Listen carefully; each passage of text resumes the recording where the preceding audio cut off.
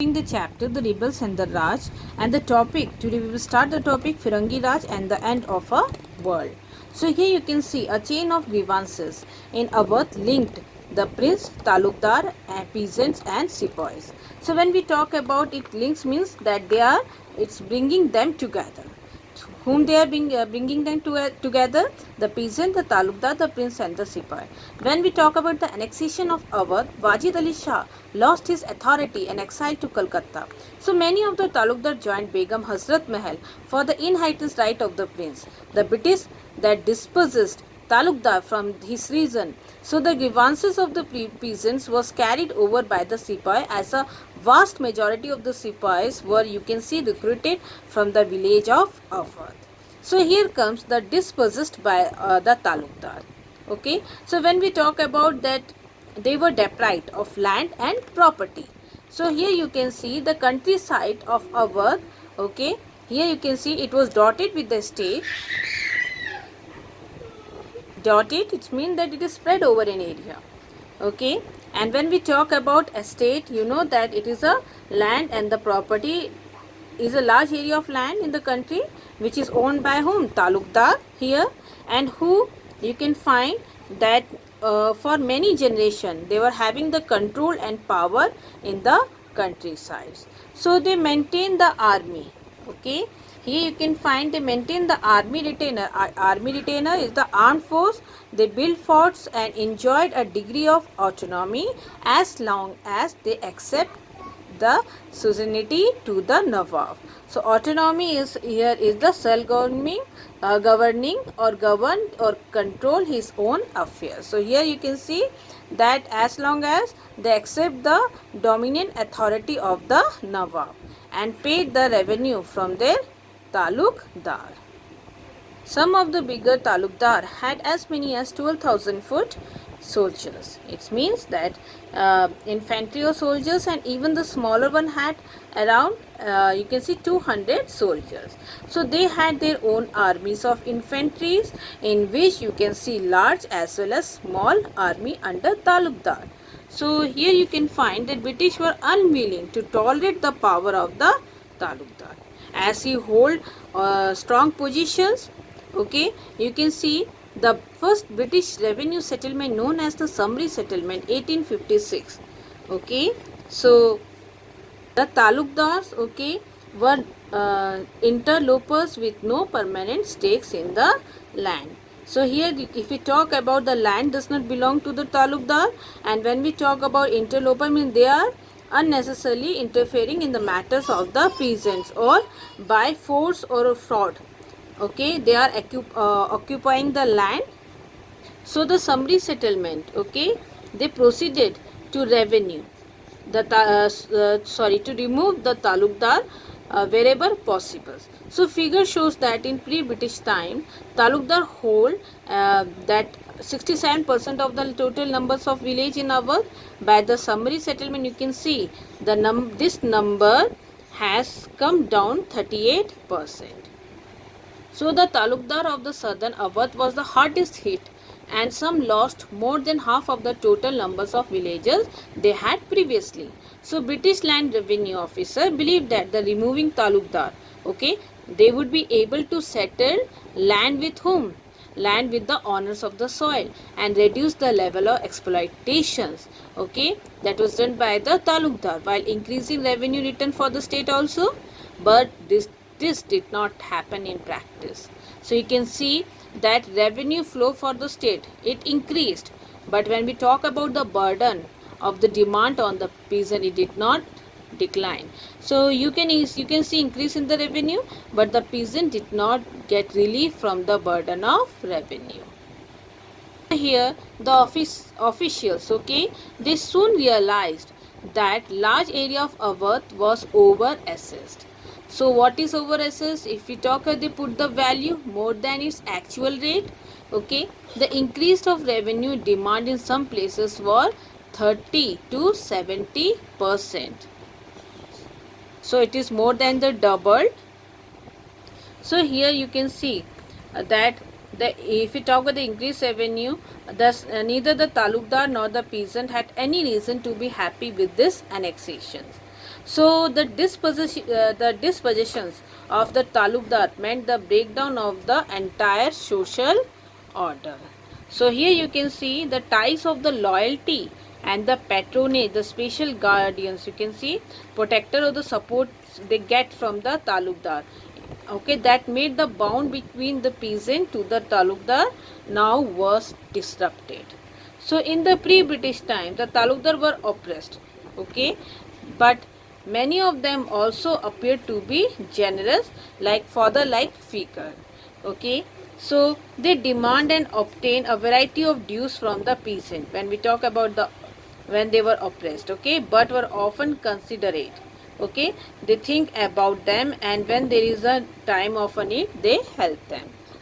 So now under the British, the peasants were directly, you can see they were directly exposed of over assessment, okay, of you can see revenue and inflexible method of collection. So if you talk about over assessment, you can see they put the value more than the actual rate. And when we talk about inflexible method of collection, so you can see that it was not in a systematic manner and it was rigid. And when we talk about there was no privilege to the peasant in case of hardship, famines or floods. So you can see here also that there was no longer any guarantee in the time of hardships, okay, or crop failure, and the revenue demands of the state would be reduced or the collection postponed. So there was no such guarantee for that. Okay, so or that in times of festivities also the peasant would get the loan and support that the talukdar had earlier provided. So here you can see that in area like ours where you can find the resistance, okay, during 1857 was intense and long lasting, and this fighting was carried out by talukdar and the peasants. Okay, so here you see many of the talukdars were loyal to the Nawab of Awadh, and they joined Begum Hazrat Mahal, the wife of the Nawab, to fight the British. Some even remained with them, with her in defeats. So here we talk about the sepoy. Okay, so the grievances of the peasants was carried over into sepoy lines. Since you have read that a vast majority of sepoys were recruited from the village of Awadh. So what was the reason for the discontent? So you can see for decades the sepoys had complained of low level of pay, means salary was very low. And then we talk about the difficulties of getting leave. The officer developed a sense of superiority, okay, and started treating the sepoy as their racial inferior. So here you can see the relationship of the sepoy with the superiority white officer underwent a significant changes. So in the 1820, when white officer made it a point to maintain a friend by relations with the sepoy, they would take part in their leisure activities, as wrestled with them, fenced, or you can say sword play with them, and went on praying or hunting with them. Then you can find here that abuse and physical violence, okay, it became common, and thus the distance between the sepoy and the officer grew. So trust was replaced by the suspicions. The episodes of the Greece cartage was a classic example of this.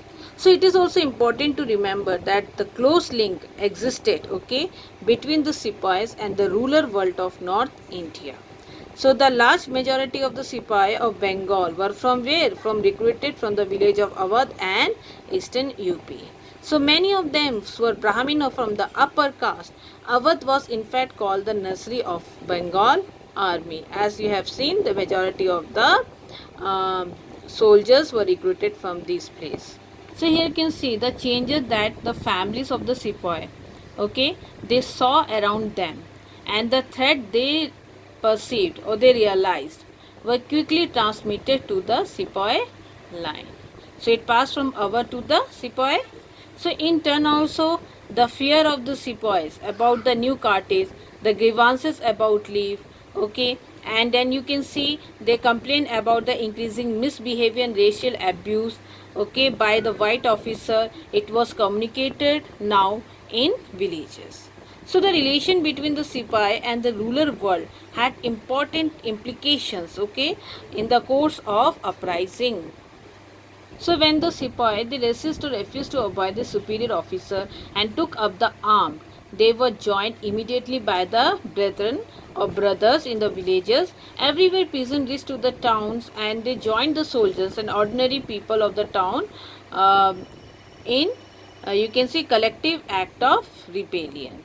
So what the rebellion wanted here, you can see the proclamation and istihar. Proclamation here is the public announcement, and istihar you can see notifications were issued by the rebels leader. For example, the Azamgarh proclamation on 5th August 1857, so that they could propagate their ideas and persuaded people to join the revolt. So we don't if we talk about some rebels, okay, had the opportunity to record their versions of events, so and but many of them were, if we talk about the sepoys and the common people, they were what, they were illiterate. So if we say we do not have that throw lights on the perspective of the rebel attempt to recover what happened, are thus heavily and inevitably dependent on what, the Britishers. So these sources tell us very little about the what the rebels wanted. So here we come to the first point, the visions of unity. So if we talk about the rebel proclamation of 1857, okay, it's repeatedly appealed to all sections of the people, of the population, irrespective of their caste and creed. So they tried to get the support of the section of the society, either it's of Hindu or Muslims. So many of the proclamations were issued by Muslim princes, okay, or in their names. As you can see here, even those even these took care to address the sentiments of Hindu. So you can see whenever they talk about or whenever they write, they take care of the sentiment of whom? Hindu. Okay. The istihar that harked back to the pre-British Hindu-Muslim past and glorified the coexistence of different communities under the Mughal Empire. So if we talk hark back, this means they talk about the past again and again. Okay, and here the past is all about Hindu and Muslims. Okay, and then they glorified the coexistence here. That where you can see these two groups of people living together under the Mughal Empire. So when we talk about the proclamation that was issued under the name of Bahadur Shah, appealed to the people to join the fight under the standard name here under the standard of both Muhammad and Mahavir. Okay, so he's talk about under the name of Muhammad and Mahavir. So it was remarkable that during the uprising, okay, you cannot find any religious divisions. That was hardly noticeable. Despite the British, it create division. Okay, in Bareilly and Western UP, that is in Western UP in December 1857, the British spent ₹50,000 to provoke Hindu population against the Muslim, but the attempt failed. So here we saw the revolt in Awadh.